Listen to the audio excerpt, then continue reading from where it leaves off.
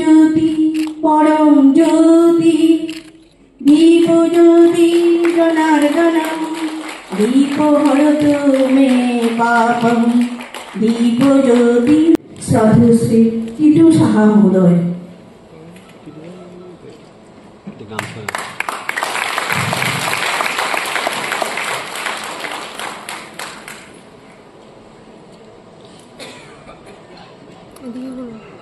সামান্য উপহার সামগ্রী দিয়ে আমাদের বড়দের নিচ্ছেন।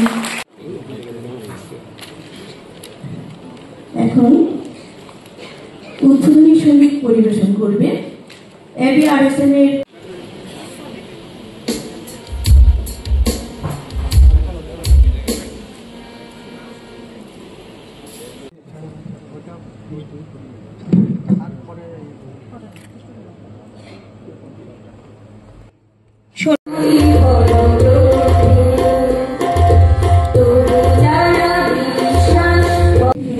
বরণ করে দেব।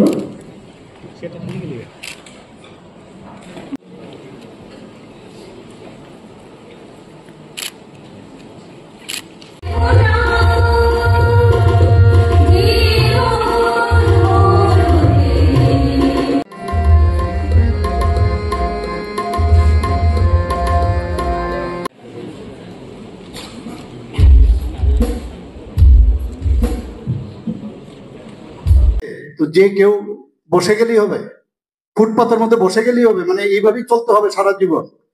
কোন একটা জায়গার মধ্যে কর্নার পেলেই দেখা গেল একটা অবস্ট্রাকশন করে একটা মন্দির বসিয়ে দিল, এটা যে এইভাবেই চলবে জীবন তো হবে না। মন্দিরের জায়গায় আমাদের রাখতে হবে, যত্রতত্র হবে না। রাস্তাঘাট বন্ধ করে আমি কিছু নাম দিয়ে যে এদের যাবে কোথায়, এইভাবে তো চলতে পারে না। পরিবর্তন দরকার, সমাজ ব্যবস্থার পরিবর্তন আমাদের দরকার। শিক্ষকদের সেই দায়িত্বটা এটা বুঝতে হবে, সবাইকে বোঝাতে হবে। আমি ওনাদেরকে বললাম যে আপনারা এখানে এসছেন আর আপনারাই ওই বাইরে যান, কোথায় সিঙ্গাপুর, থাইল্যান্ড, তারপর ওই ইজিপ্ট, ওইখানে যাচ্ছেন।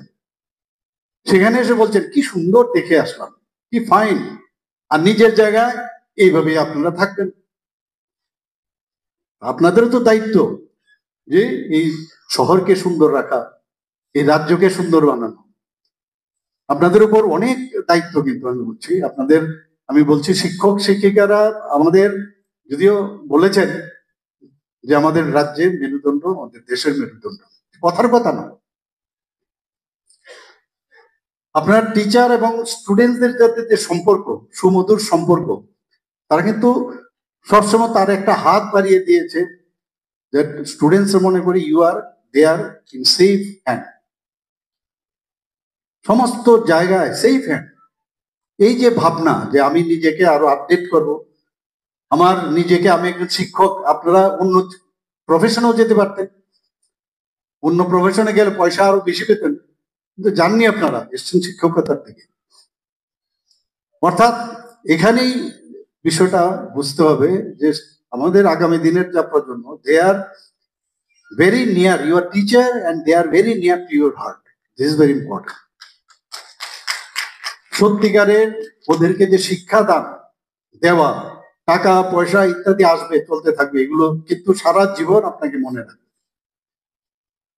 এবং যখন আপনারা এই কাজটা আমাদের করবেন, আজকে ঠিক আছে আমিও আজকে এই জায়গায় আছি, তো সেই জায়গায় থাকাতে আমরা কিন্তু নিশ্চিন্ত থাকবো যে না, আমাদের টিচাররা এখানে আছেন, আমরা যে কাজটা তারা কিন্তু অনেক বেশি আমাদের সাহায্য করছে, তাহলে আমরা অনেকটা নিশ্চিন্ত থাকতে পারি।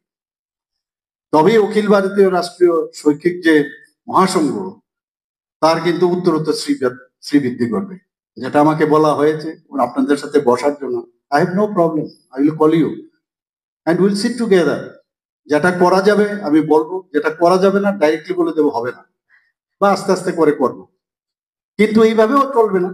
যেখানে এখানে প্রায় যা আমার কাছে আছে, 27শে জুলাই 2017-তে প্রথম এখানে আমাদের মহাত্মা গান্ধী দ্বাদশ শ্রেণী বিদ্যালয়ে এই সংগঠনের প্রথম সভা অনুষ্ঠিত হয়েছে। তারপর তো রেজিস্ট্রেশন, সোসাইটি রেজিস্ট্রেশন হয়েছে। 2018 সালে এই সদস্যের সংখ্যা ছিল প্রায় 300। পরবর্তী সময়ে দেখা গেছে যে প্রায় জিআই G1 রুলস সংশোধন ইত্যাদি হয়েছে। এখানে একটা বিষয় আমাকে বলা হয়েছে যে অ্যাসিস্ট্যান্ট হেডমাস্টার বা হেডমাস্টার, আমাদের এখানে সুপ্রিম কোর্ট আপনারা সবাই জানেন যে রিজার্ভেশন পলিসি নিয়ে বলেছেন, যে রিজার্ভেশন ঠিকই বলেছেন উনি, যে রিজার্ভেশন তো এখানে একটা পোস্ট যদি থাকে তাহলে রিজার্ভেশনের তো প্রবলেম হওয়ার কথা না। আমরা এই বিষয় নিয়ে অলরেডি 3 প্রস্তাব 4 প্রস্তাবে কথা বলেছি। দিল্লি থেকে যারা লয়াররা আছেন আমাদের স্ট্যান্ডিং কাউন্সিলে তাদেরকেও ডেকেছি, আরো অনেককে কথা বলেছি। এবং আমাদের সরকার আসার পর আমরা যে প্রমোশনটা আমরা দিলাম সেটা হচ্ছে অ্যাডহক বেসিস। তো অ্যাডহক বেসিসে যদি দেয় এবং এটাকে অ্যাডহক থেকে উঠিয়ে আমরা অন্য কিছু আর একটা করা যায় কিনা অলরেডি চিন্তা ভাবনা করছে। আমরা আগামী দিন সেদিকেও আমরা চিন্তা ভাবনা করছি যে মানে